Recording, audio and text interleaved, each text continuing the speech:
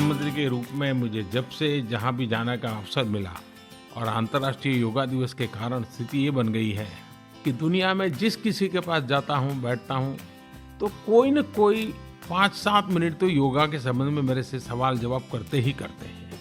शायद ही दुनिया का कोई बड़ा नेता ऐसा होगा जिसने मेरे से योगा के संबंध में चर्चा न की हो, और ये सारी दुनिया में मेरा अनुभव आया है। दोस्तों, आज का हमारा टॉपिक है योगा। जी हाँ दोस्तों, योगा तकरीबन 15 साल 20 साल पहले तक जिस योग को हम पहचानते नहीं थे, उस योग को जब वो योगा हुआ तब हम लोगों ने उसको पहचानना शुरू कर दिया। जब हमारे पास ओरिजिनल चीज थी, जब वो पाश्चिमात्यों ने स्वीकार कर ली तो उसको योग से योगा कर दिया, तो हमने उसको स्वीकारना शुरू कर दिया। तो इस योग और योगा के बारे में आज हम जानेंगे। आज हम योग को सिर्फ आसनों तक, उसका जो एक अंग है, ये जो योग है ये योग अष्टांग योग है, तो उसके हम जो आसन करते हैं वो अष्टांग योग में से सिर्फ एक प्रकार हुआ। तो आज हम आसनों को तो देखेंगे ही, लेकिन उसके अलावा जो अष्टांग योग है उसको भी हम, बाकी के जो 7 अंग है, ऐसे 8 अंगों को हम देखेंगे कि ये अष्टांग योग क्या है। शुरू करते हैं योग के बारे में।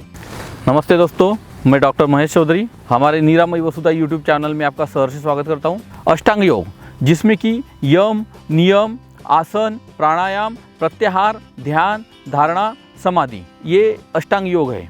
इसके अलावा भी योग में बंध और मुद्रा, इनको बहुत तवज्जो दिया गया है, बहुत महत्व दिया गया है। आगे देखेंगे योग की उत्पत्ति। तो ये योग की उत्पत्ति कैसी हुई? तो योग जो है ये मुख्यतः सांख्य योग है, ये अति प्राचीन है और बहुत ही सनातन है, ऐसा महाभारत में महर्षि व्यास जी ने शांति पर्व में कहा है। यह दुनिया का सर्वश्रेष्ठ ज्ञान है, ऐसा वेदों में उल्लेख मिलता है। दुनिया का सबसे श्रेष्ठ ज्ञान जो है वो वेद, योग और सांख्य में है, ऐसा हमें मालूम होता है। सांख्य का निर्माता कपिल मुनि बताया गया है। योग शास्त्र का निर्माता महर्षि पतंजलि है, जिन्होंने पतंजलि योग का निर्माण किया है। पतंजलि योग का वो रचयिता है। सांख्य तत्व ज्ञान जो है यह मोक्ष धर्म को रहस्य जानने के लिए हमें सांख्य तत्व ज्ञान जानना जरूरी होता है, जो एक आवश्यक साधन योग है, ऐसा ये सांख्य योग है। बिना जाने योग, आप योग को जानते नहीं है तो आप मोक्ष की प्राप्ति बिल्कुल नहीं कर सकते हैं। इसका मतलब यह है कि अगर आपको मोक्ष प्राप्त करना है तो आपको योग और सांख्य जानना बहुत ही जरूरी हो जाता है। श्वेताश्वतर उपनिषद जो है ये योग का अति प्राचीन उपनिषद है। आगे देखेंगे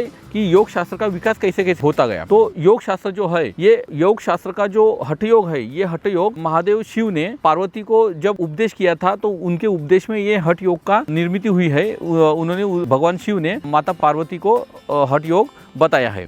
इस तरह हठ योग की निर्मित हुई है। मुख्यतः एक बात जरूरी होती है, जो आदमी योग करना चाहता है तो योग आचरण करने वालों को शरीर क्रिया और शरीर रचना का ज्ञान होना बहुत जरूरी होता है। शिव और पार्वती के संवाद से ही ये योग सूत्रमय स्वरूप से संहिता के रूप में इसे रचा गया है। कम से कम जो 118 उपनिषद है उसमें से कम 20 उपनिषद ये योग के संबंध में है। जैसे कि घेरण संहिता हो गई, कैवल्य उपनिषद हो गया, शिव संहिता हो गई, गर्भोपनिषद हो गया, हठ योग प्रदीपिका हो गई, ब्रह्म उपनिषद हो गया, मैत्रेय उपनिषद हो गया। ऐसे उपनिषद मुख्यतः योग के बारे में है। जो हमारे पुराने धर्म संस्थापक हुए गौतम बुद्ध और भगवान महावीर, ये दोनों भी योग के संस्थापक और योग में निष्णात थे, ऐसी मान्यता है और ऐसी हम मानते हैं। जैन कल्पसूत्र जो है ये साटी तंत्र में जो लिखा गया है ये योग तंत्र ही है। अभी हम योग की निरुक्ति देखते हैं, योग के व्याख्या देखते हैं। तो ये योग जो शब्द है ये युज धातु से बना है। उसका अर्थ है जोड़ना, मतलब शरीर, आत्मा और मन इनको जोड़े रखता है, ऐसा युज धातु से बना हुआ ये योग है। ये योग शब्द की निर्मित हुई है। योग का प्रयोजन क्या है? तो इसके लिए आत्मोन्नति करना, मतलब आत्मा, अपने स्वयं का आत्मा की ज्ञान प्राप्ति करना और शरीर स्वास्थ्य टिकाए रखना या शरीर स्वास्थ्य बढ़ाना, ऐसा ये योग का प्रयोजन है। आगे योग के प्रयोजन में कहा है योग चित्त वृत्ति निरोधा, ऐसा पातंजलि योग में कहा गया है। मतलब मन के जो वृत्ति होती है उसको अवरोध करना या विषयों से दूर करना, उसे ही योग कहते हैं। योग चित्त वृत्ति निरोधा, मन को कंट्रोल करना चाहिए, अन्यथा व्यक्ति से प्रज्ञापराध होता है और प्रज्ञापराध से दोष पैदा होते हैं, इसलिए योग करना जरूरी होता है। आगे भगवद गीता में कहा है समत्वम योग उच्यते, मतलब सब धातुओं को, सब बातों को समस्थिति में लाने वाले को योग कहते हैं। परस्पर विरुद्ध घटक जो होते हैं वो समान रूप से संभालने का मतलब ही योग है। आगे कहा है योग संवहन उपाय ध्यान संगति युक्तिषु, ऐसा कोश में कहा है जो योग होता है वो सहनन करने वाले उपायों में ध्यान संगति करने के के लिए युक्ति द्वारा उपयोग में लाना चाहिए। ऐसा ही योग होता है। चरक जी क्या कहते हैं, व्यायामात स्तरीयकरणाम श्रेष्ठतमम, मतलब शरीर को स्थिर करने में व्यायाम सबसे श्रेष्ठ कहा गया है, ऐसा चरक जी कहते हैं। योग शरीर का सहनन और धातु सौष्ठव कमाने का एक साधन है। ये एक कोई व्यायाम का प्रकार हम कह नहीं सकते इसको। शरीर को स्थिर करने में व्यायाम श्रेष्ठ कहा गया है। नास्ति योगात परम बलम, योग से दूसरा कोई बल प्राप्ति करने के लिए योग से कोई श्रेष्ठ नहीं है। योग समान कोई दूसरा बल नहीं है। योगाभ्यास ही उत्कृष्ट बल प्राप्ति के लिए एक साधन मात्र है। आगे कहा है, कठोपनिषद में कहा है कि इंद्रिय वशित्वम योगः, मतलब इंद्रियों को वश में करने के लिए योग सर्वश्रेष्ठ कहा गया है। आगे मनुस्मृतिकार कहते हैं कि इंद्रियान वशम कुरुते, इंद्रियों को वश में करने के लिए योग करना चाहिए।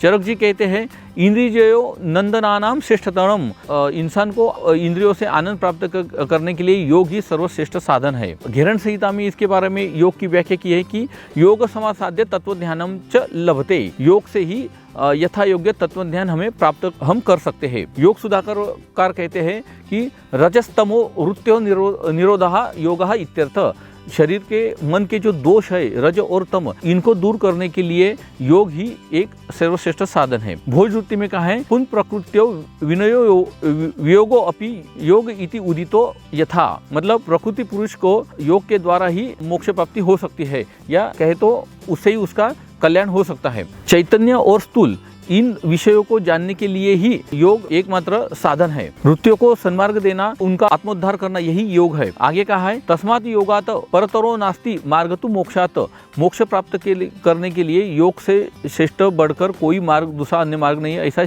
योग शिखोपनिषद में कहा गया है। योग से हमें तत्व ज्ञान, आत्मज्ञान, मोक्ष और पाप क्षालन करने, मतलब व्याधि परिमोक्ष करने के लिए योग से ही हम ये सब प्राप्त कर सकते हैं। मन पर नियंत्रण करने के लिए मोक्ष प्राप्ति के साधन में हठ योग, लय, ध्यान, मंत्र, तारक, कर्म मार्ग और सांख्य और भक्ति, ये मार्ग मन पर नियंत्रण करने के लिए हमें योग द्वारा मोक्ष प्राप्ति के लिए हम कर सकते हैं, प्राप्त हो सकता है। हठ योग, राज योग और ध्यान योग, ऐसे 3 योग में कहे गए हैं। तो योग का अंतिम उद्देश्य होता है कि आत्मध्यान प्राप्ति करना, सब सुख दुखों से हमें मोक्ष प्राप्ति करना। तमोगुणी व्यक्ति जो होते हैं उनके लिए हठ योग श्रेष्ठ होता है, रजोगुणी लोगों के लिए राजयोग श्रेष्ठ होता है, और जो सत्व प्रधान लोग होते हैं उनके लिए ध्यान योग फायदेमंद होता है। तो अपनी प्रकृति जानकर कौन सी गुणात्मक प्रकृति है उसके हिसाब से हमें योग धारणा करनी चाहिए। अभी हम बात करेंगे हठ योग की। हठ योग मुख्यतः शरीर में जो तम गुण होता है वो तम गुण कम करने के लिए हमें हठ योग करना चाहिए, जो महादेव शिव ने माता पार्वती को उपदेश में कहा है। तो ऐसा ये तम गुण जो होते हैं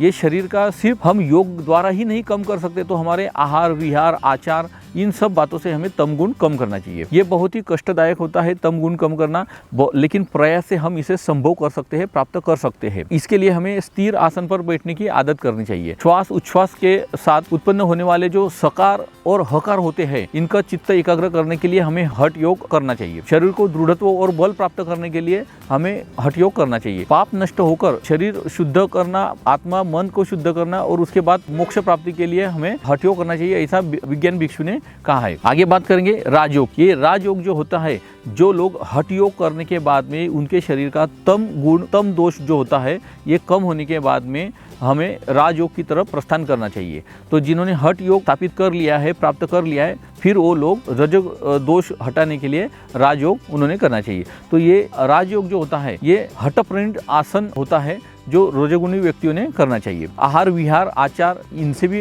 ये भी हमें करना चाहिए, लेकिन हठ योग में जितना वो कठिन होता है या ज़्यादा कष्टदायक होता है, ज़्यादा उसमें रिस्ट्रिक्शंस होता है, उससे कुछ कम, कुछ शिथिल रिस्ट्रिक्शन राजयोग में होते हैं। आगे देखेंगे ध्यान योग। यह ध्यान योग जो है यह सत्व गुण जिन लोगों में होता है उन लोगों ने डायरेक्ट हठ योग राजयोग न करते हुए सीधा ध्यान योग किया तो चलता है। तो इसके लिए उन्होंने नित्य अनित्य विवेक का इस्तेमाल करना चाहिए, तीव्र वैराग्य स्वीकार करना चाहिए और तत्व ध्यान प्राप्त करने के लिए इसका अखंड अनुसंधान से ये राजयोग ध्यान योग उन्होंने करना चाहिए। मैं शरीर मन बुद्धि इनके परे होने वाला जो आत्मज्ञान होता है, मैं ही सच्चिदानंद स्वरूप हूँ, इसकी अखंड अनुभूति सिद्ध होने का मतलब ही ध्यान योग होता है। हठ योग से शुरुआत करते हुए हमें राजयोग का उद्दिष्ट हासिल करने के लिए हठाचरण करना चाहिए, और एक बार हठ योग आपने साध्य कर लिया उसके बाद में राजयोग जो बिना हठाचरण मतलब हठ योग के प्राप्ति के सिवाय आप राजयोग सिद्ध नहीं हो सकता है, राजयोग प्राप्त नहीं कर सकते हैं। और एक बार हठ योग और राजयोग आपने प्राप्त कर लिया, उसके बाद में आप ध्यान योग के लिए सिद्ध हो जाते हैं और ध्यान योग आपको प्राप्त होता है। तो ये हो गए जो योग बताए गए हैं आयुर्वेद में, हठ योग, राजयोग और ध्यान योग। इनकी क्या महत्व है, इनकी जो जानकारी है वो मैंने आपको बताई। अभी योग करने से, ये तीनों योग करने से आपको क्या फायदे होते हैं वो मैं बात करूंगा आपसे। तो दोस्तों अब देखेंगे हम योग के फायदे। ये योग करने से हमें क्या प्राप्ति होती है, क्या फायदे होते हैं। सबसे बड़ा फायदा ये होता है कि हमारे शरीर में जो स्रोतस होते हैं, जो चैनल्स होते हैं, जो सिस्टम्स होती है तरह तरह की, तो ये सब स्रोतस जो होते हैं ये सब शुद्ध हो जाते हैं। हमारे शरीर में योगाग्नि बढ़ जाती है। मन के ऊपर जो तमोगुण का आवरण होता है, अहम भाव होता है, वो धीरे धीरे ये आवरण नष्ट होता जाता है। वृत्तियों से हमें निरोध प्राप्त होते हैं, मतलब विषय जो इंद्रियों के विषय होते हैं, ये विषयों में रस हमारा कम हो जाता है या फिर हम उससे वृत्तियों से निवृत्त हो जाते हैं। प्रज्ञा पदार्थ से हम दूर हो जाते हैं, प्रज्ञा पदार्थ टलता है, रोग और दुख से हमें मुक्ति मिलती है, सत्वगुण संपन्नता प्राप्त होती है, ध्यान ग्रहण करने की क्षमता हमारी बढ़ती रहती है, शरीर में धातु बल और जो व्याधि बल होता है, व्याधि क्षमत्व होता है, वो निरंतर बढ़ता रहता है। ये हमारे योग से हमें प्राप्त होता है। शरीर का रूप और लावण्य सौंदर्य बढ़ता है, ऐसा ये योग होता है। शरीर में लचीलापन बढ़ता है, फ्लेक्सिबिलिटी बढ़ती है। लेकिन जो मस्कुलर एक्सरसाइज होते हैं, व्यायाम होते हैं, उसमें जो फ्लेक्सिबिलिटी नष्ट हो जाती है, ये योग द्वारा फ्लेक्सिबिलिटी नष्ट नहीं होती, उल्टा शरीर में फ्लेक्सिबिलिटी बढ़ती है। धातु बल और व्याधिक्षात्मक शक्ति हमारे शरीर की बढ़ती है। शरीर का सौंदर्य, शरीर का रूप, लावण्य योग द्वारा बढ़ता है।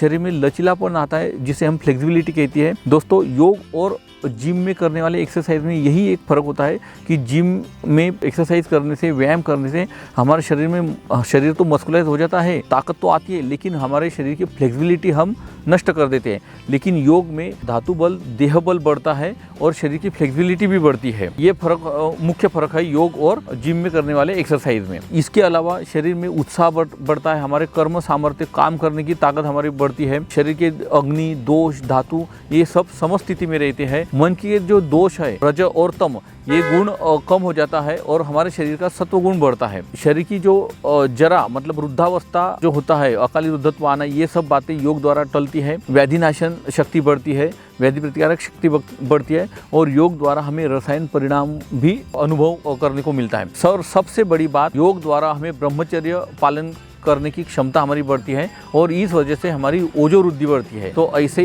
ये थे योग के फायदे। तो दोस्तों ये था हमारा योग, अष्टांग योग के सीरीज़ का पहला वीडियो। आशा करता हूँ कि आपको ज़रूर अच्छा लगा होगा। अगर अच्छा लगा है तो आपके दोस्तों के साथ में ज़रूर शेयर कीजिए और हमारा ये वीडियो आखिर तक देखने के लिए आपके बहुत बहुत धन्यवाद।